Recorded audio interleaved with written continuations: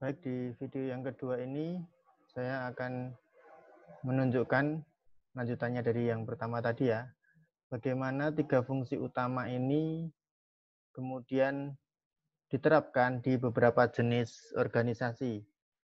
Contohnya yang pertama ini perusahaan organisasi yang bergerak di bidang jasa ya, commercial bank atau bank komersial, bank umum. Kalau teman-teman amati, setiap bank itu kegiatannya ini pada umumnya. Ya, ada fungsi operasi, ada fungsi accounting or finance, kemudian ada marketing. Di fungsi operasi itu contohnya ada penjadwalan teller scheduling, check clearing, ya kan, collection, transaction processing. Intinya ini adalah aktivitas-aktivitas yang berkaitan dengan operasi perbankan. Kemudian untuk fungsi finance and accounting ini memang dipisah, tetapi ini sebenarnya satu hal yang masih dalam satu konteks gitu ya. Finance and accounting ditambah dengan auditing di sana. Maka teman-teman kemarin juga belajar tentang auditing.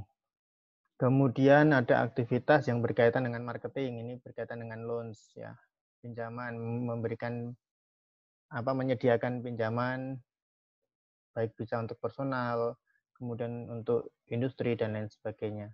Nah, yang perlu dilihat di sini adalah ini, the areas in blue indicate the significant role that operations management plays in both manufacturing and service firms. Jadi, kalau teman-teman amati aktivitas perbankan itu, ya, yang berperan sangat penting di sana adalah aktivitas atau fungsi yang berkaitan dengan operasional.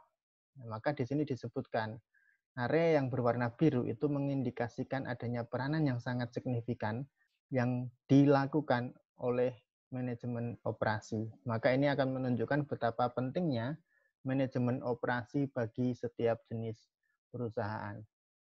Nah, ini contoh yang kedua dari maskapai penerbangan nih, airline juga sama ya kan, ada aktivitas operasi, ada fungsi finance accounting, kemudian marketing, ada sales, advertising dan seterusnya. Di sini juga ada yang diberi warna biru. Ini adalah aktivitas operasi yang selalu dilakukan oleh maskapai penerbangan. Ya. Misalnya berkaitan dengan ground operations, ya kan, aktivitas yang dilakukan di katakanlah di darat nih ya, ground facility maintenance terkait dengan bagaimana memelihara fasilitas bandara, maskapai dan lain sebagainya, kemudian catering, kemudian ada aktivitas flight operations, ya penjadwalan kru, jadwal penerbangannya, kemudian komunikasi dan lain sebagainya. Kalau teman-teman amati, inilah peranan penting dari manajemen operasi pada perusahaan maskapai penerbangan. Kemudian contoh yang ketiga ini untuk perusahaan manufaktur, ya, perusahaan yang menghasilkan barang. Ini juga sama, ada aktivitas operasi, finance, marketing, ya kan. Nah, di sini juga terlihat bahwa memang manajemen operasi itu berperan sangat penting di sini. Ya, peranannya sangat signifikan. Ya, banyak sekali aktivitas yang ketika itu dilihat secara lebih detail ternyata ini merupakan ranah dari manajemen operasi. Nah, dari ketiga gambar di atas tadi, ketika kita bicara bagaimana mengelola produksi barang dan jasa, kita bisa melihat bahwa apapun jenis perusahaannya, entah itu perusahaan manufaktur atau perusahaan jasa, mereka pasti akan menerapkan manajemen operasi. Itulah kenapa teman-teman di sini juga belajar untuk mulai memahami manajemen operasi itu seperti apa, sehingga nanti ketika teman-teman itu bekerja, apapun perusahaannya, teman-teman pasti bisa langsung mengetahui, oh aktivitas apa saja yang sebenarnya dilakukan atau terkait dengan manajemen operasi dan harus bagaimana. Nah, itulah pentingnya dari mata kuliah ini. Oke, bagian berikutnya kita bicara supply chain. Ini ada di halaman 6. Ya. Kalau yang 3 gambar tadi ada di halaman 5, nanti silakan dilihat lagi lebih detail. Oke, supply chain atau kalau di bahasa Indonesia kan ya rantai pasokan. Dari gambarnya sebenarnya sudah kelihatan apa sih yang dimaksud dengan supply chain. Maka kalau kita bicara definisi supply chain, ya. Maka kalau kita bicara definisi supply chain, di sini sudah terlihat definisinya ada di halaman 6 itu yang bagian kecil itu. Supply chain is a global network of organizations and activities that supply a firm with goods and services. Jadi kalau kita bicara rantai pasokan itu artinya adalah kita bicara adanya suatu jaringan, ya, rantai jaringan yang sifatnya global. Jaringan dari apa? Jaringan dari beberapa organisasi dan aktivitas. Maka di sini bisa dilihat. Contoh misalnya supply chain ini dari petani sampai ke retailer. Ini kan mengalami proses yang panjang. Bagaimana seorang petani ini menyediakan bahan bakunya, kemudian dia menjadi pemasok bagi produsen sirup, kemudian produsen sirup membuat sirupnya, dikirimkan ke perusahaan yang khusus bergerak dalam bidang pengemasan, kemudian dikirim ke distributor hingga sampai ke toko dan sampai ke tangan kita. Nah, itulah supply chain. Ya, suatu rantai atau jaringan dari organisasi dan aktivitas yang sifatnya global, ya, dalam rangka memasok perusahaan dengan barang dan jasa. Nah, maka kalau kita sudah tahu apa itu rantai pasokan, apa itu supply chain, kemudian ada muncul pertanyaan, terus kenapa sih kita harus mempelajari manajemen operasi? Kan gitu. Maka masih di halaman 6 itu ada beberapa alasan pentingnya belajar manajemen operasi. Yang pertama, tadi sudah saya berikan contoh ya di 3 jenis perusahaan tadi.